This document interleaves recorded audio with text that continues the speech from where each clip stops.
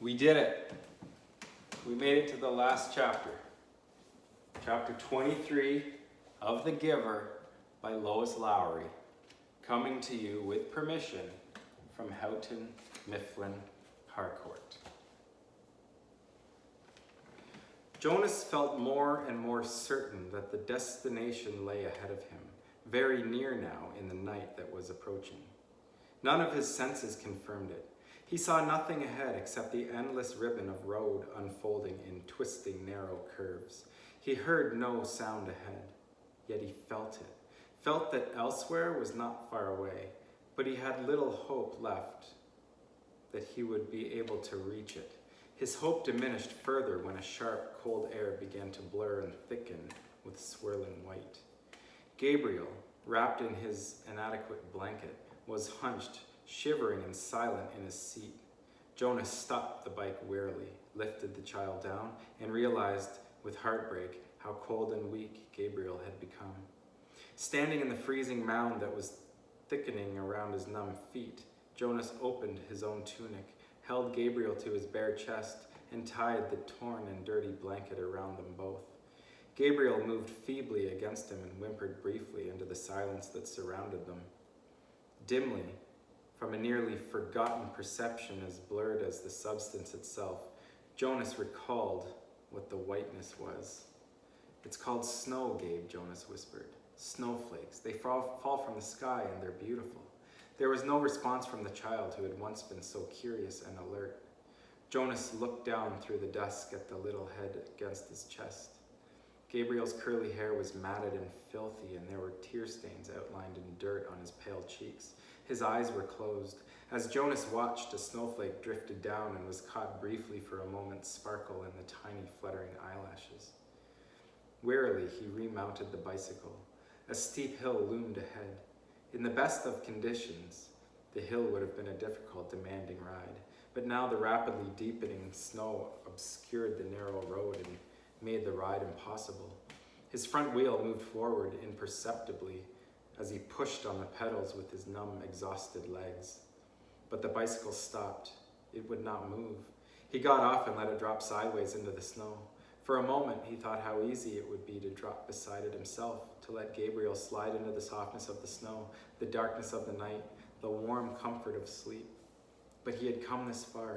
He must try to go on.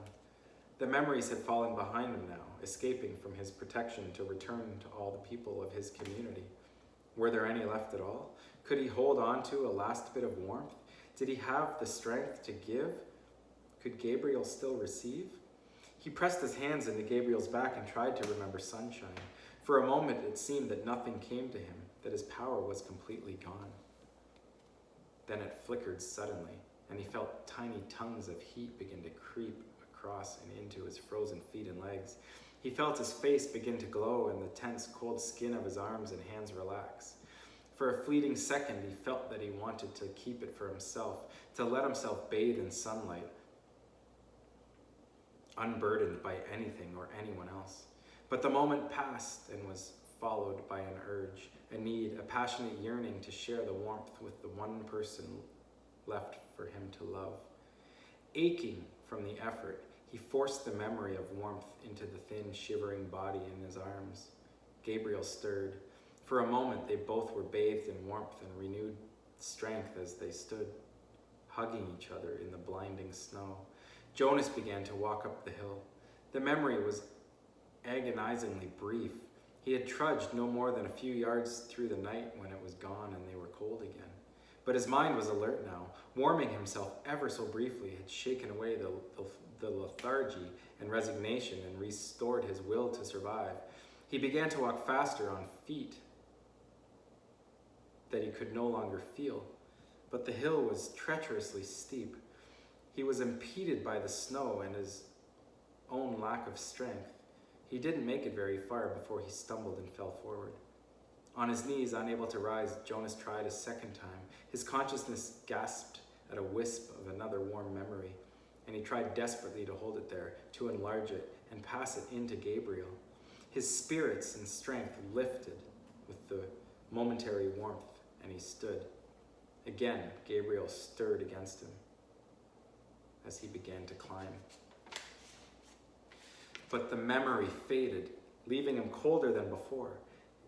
If only he had time to receive more warmth from the giver before he escaped, maybe there would be more left for him now. But there was no purpose in if-onlys. His entire concentration now had been moving on his feet, warming Gabriel and himself and going forward. He climbed, stopped, and warmed them both briefly again with a tiny scrap of memory that seemed certainly to be all he had left. The top of the hill seemed so far away, and he did not know what lay beyond. But there was nothing left to do but continue. He trudged upward. As he approached the summit of the hill at last, something began to happen. He was not warmer. If anything, he felt more numb and more cold. He was not less exhausted. On the contrary, his steps were leaden, and he could barely move his freezing, tired legs. But he began suddenly to feel happy. He began to recall happy times. He remembered his parents and his sister. He remembered his friends, Asher and Fiona. He remembered the giver. Memories of joy flooded through him suddenly. He reached the place where the hill crested, and he could feel the ground under his snow-covered feet become level.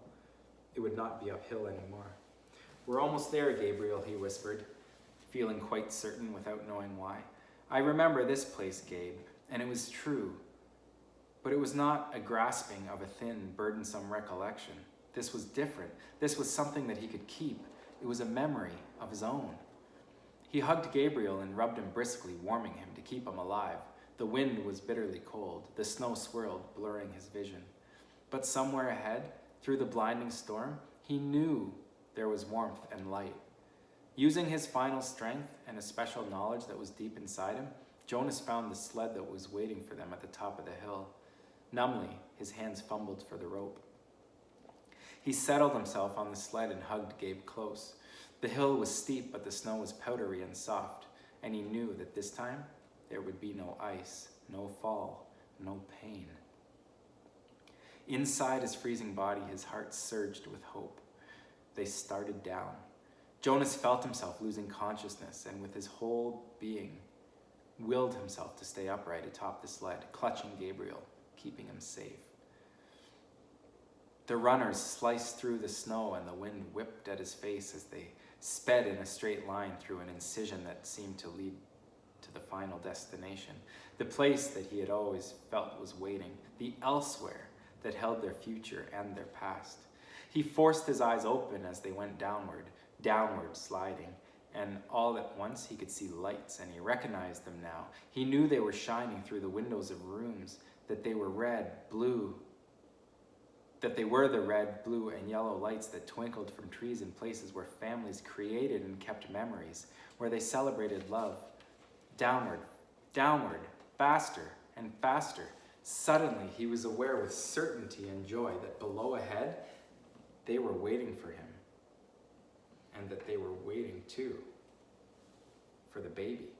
For the first time, he heard something that he knew to be music. He heard people singing. Behind him, across vast distances of space and time, from the place he had left, he thought he heard music too, but perhaps it was only an echo. And that's it. That's the end of The Giver. We did it. The final chapter. Good song, actually.